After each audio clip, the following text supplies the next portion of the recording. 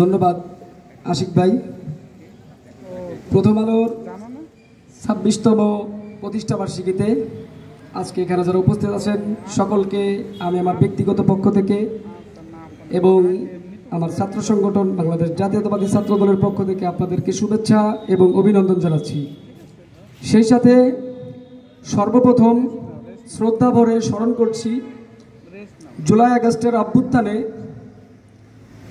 শহীদ হওয়া মাগুরার 10 জনকে, বিশেষ করে আমাদের প্রাণপ্রিয় ভাই শহীদ মেহেদী হাসান রাব্বি ভাইকে আল্লাহ তাআলা যেন তাদেরকে তাদের জীবনের গুণাগুলো ক্ষমা করে বেহেশতে দান করেন।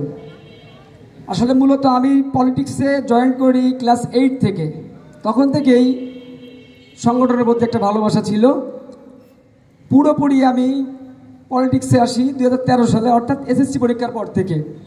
তো আমরা এখানে যারা সিনিয়র আছি আমরা সকলেই জানি যে 14 সালে একটা নির্বাচনের পর একদম নির্বাচনটা কি বলা যায়, ফাও নির্বাচনে বলা যায়, 151 জন এমপি বিনা প্রতিদ্বন্দ্বিতায় নির্বাচিত হয়েছিল।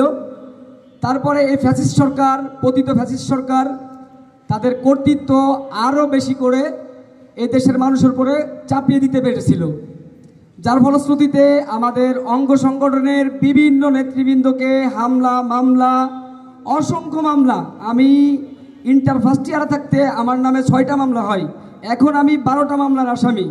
আমাদের এমন অসংখ্য নেতৃবৃন্দ আছেন যারা দেশ ত্যাগ করতে বাধ্য হয়েছেন, যাদের চাকরি চলে গেছে, যাদের ফ্যামিলি সমস্যা হয়েছে, মানে বলে শেষ করতে পারবো না। আপনারা বিগত দিনের কথা জানেই।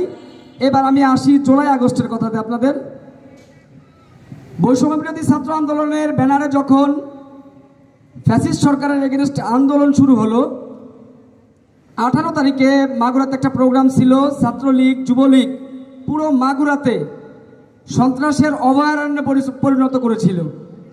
19 তারিখে আমরা সাধারণ শিক্ষার্থীরা একটা মিছিল বের করি, আপনারা অনেকেই জানেন, হাসপাতাল থেকে ভাইনার মোড়। সেইখানে আমাদের এই কলেজ গেটের সামনে, প্রশাসনের সামনে ছাত্রলীগ মানে আগ্নেয়াস্ত্র, যত রকমের আগ্নেয়াস্ত্র আছে, যত রকমের চাপাতি আছে, এগুলা নিয়ে সাধারণ শিক্ষার্থীদের এক প্রকার জিম্মি করে রাখছিল। 2000-এর উপরে স্টুডেন্ট এই সরকারি কলেজের ভিতরে। ছাত্রলীগের সাবেক সেক্রেটারি সন্ত্রাসী হামিদুল, যার গুলিতে আমাদের শহীদ মেহেদী হাসান রাব্বি ভাই শহীদ হয়েছে, তার নেতৃত্বে এইসব স্টুডেন্টদেরকে নির্যাতন করা হয়েছিল। তো আলহামদুলিল্লাহ আমরা কোনো কিছুতে পরোয়া করি নাই, আমরা আমাদের কার্যক্রম চালিয়ে গেছি। যার ফলশ্রুতিতে কমপ্লিট শাটডাউন যখন দেওয়া হলো, তার পরবর্তীতে তেমন কোনো মাগুরায় কোনো কর্মসূচি হয় নাই। মূলত প্রশাসন এত পরিমাণে আমাদেরকে প্রেশার করছে বা প্রশাসন এত পরিমাণে দলীয়ভাবে কাজ করছে যে আমাদের মাঠে নামাটাই মুশকিল ছিল। এমন অবস্থা ছিল যে দেখলে পরে আমাদের গুলি করতে পারে। আসলে আমরা এটা মানে এক্সপেক্ট করিনি, এটা বাংলাদেশের প্রশাসন। আমার এখনও সন্দেহ হয় যে প্রশাসনকে আসলে আদৌ কি বাংলাদেশের প্রশাসন ছিল কিনা, এই বিষয়টা এখনও খতিয়ে দেখা দরকার। আমি এই মঞ্চ থেকে আপনাদের আমি জানাতে চাই যে এই বিষয়টা আসলে খতিয়ে দেখা দরকার। এভাবে নির্বিচারে গুলি করা আমার দেশের প্রশাসনের দ্বারা সম্ভব নয়, কখনোই সম্ভব নয়, এটা আমি বিশ্বাস করি। যাই হোক, 3 আগস্ট রাতে আমাদেরকে বারংবার হুমকি দেওয়া হয়, প্রশাসন থেকে দেওয়া হয়, ছাত্রলীগ যুবলীগ স্বেচ্ছাসেবক লীগ এবং ইভেন কি আওয়ামী লীগ থেকে পর্যন্ত আমাদেরকে হুঙ্কার দেওয়া হয়, কালকে মাঠে নামলে ডিরেক্ট গুলি করা হবে, অর্থাৎ 4 আগস্টের কথা বলতেছি।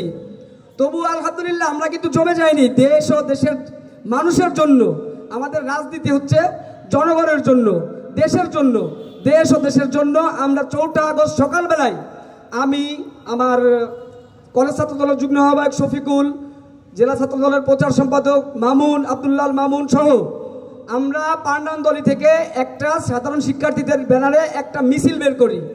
আপনারা সকলে অবগত আছেন, উক্ত মিছিল থেকে আমাদের প্রাণপ্রিয় বড় ভাই শহীদ মেহেদী হাসান রাব্বি গুলিবিদ্ধ হয়ে মৃত্যুবরণ করেন এবং চট্টগ্রাম বিশ্ববিদ্যালয়ের মেধাবী ছাত্র ফরহাদ ওইখানে গুলিবিদ্ধ হয়ে মারা যায়। এছাড়াও 1 শতাধিক উপরে লোক গুলিবিদ্ধ হয়। আমি বিশ্বাস করি ওদিন আমিও মারা যেতে পারতাম, আল্লাহ পাকের কৃপায় হয়তো আমি বেঁচে আছি। ওদিন যুদ্ধক্ষেত্র কি, আসলে আমি যুদ্ধের ময়দানটা কি আমি দেখে আসছি। আমি চাই না বাংলাদেশে কোনোদিন আর 4 আগস্ট ফিরে আসুক।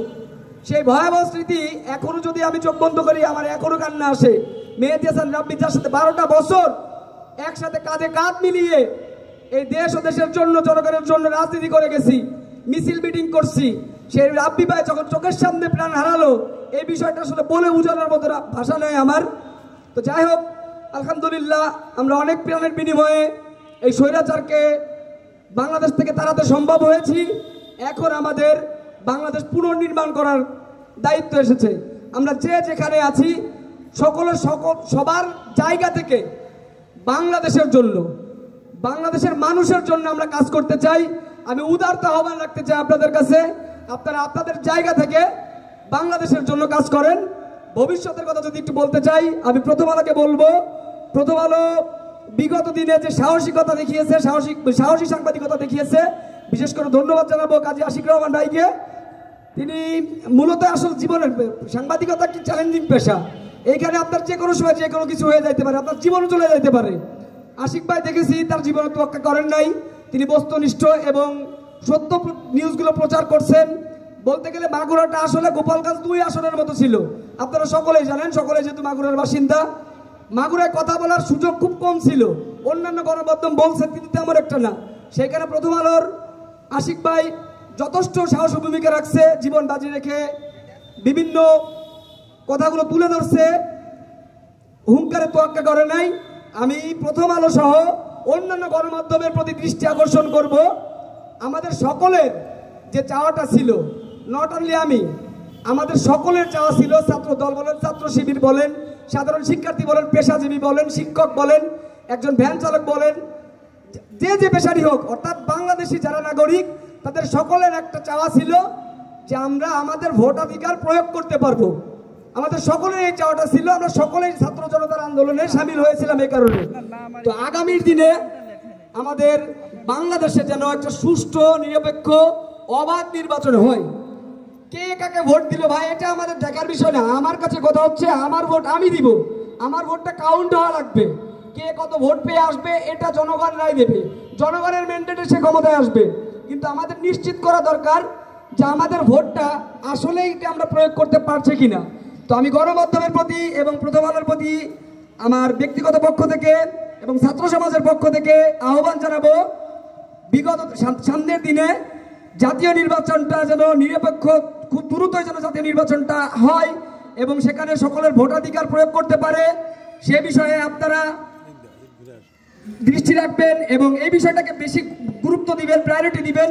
আপনি দেখেন 3 থেকে 3.5 কোটি মতো নতুন ভোটার আছে, আমি নিজেও এ পর্যন্ত আমার ভোটাধিকার প্রয়োগ করতে পারি নাই। 3.5 কোটি ভোটার এ পর্যন্ত ভোটাধিকার প্রয়োগ করতে পারে নাই। 12 কোটি ভোটার 15 বছর যাবত তার ভোটাধিকার প্রয়োগ করতে পারে না। তো আমাদের এখন সকলের দায়িত্ব যে আমরা আমাদের ভোটাধিকার প্রয়োগ করে একটি নিরপেক্ষ নির্বাচনের মাধ্যমে জনগণের সরকার প্রতিষ্ঠা করব। আমি আশা রাখি প্রথম আলো সহ অন্যান্য গণমাধ্যম আমাদের এই সকলের আশাকে প্রায়োরিটি দিয়ে সে অনুযায়ী কাজ করবেন। আমি প্রথম আলোর উত্তরোত্তর সাফল্য কামনা করে, সকলের সুস্বাস্থ্য এবং দীর্ঘায়ু কামনা করে আমার সংক্ষিপ্ত বক্তব্য এখানে শেষ করছি। বাংলাদেশ জিন্দাবাদ।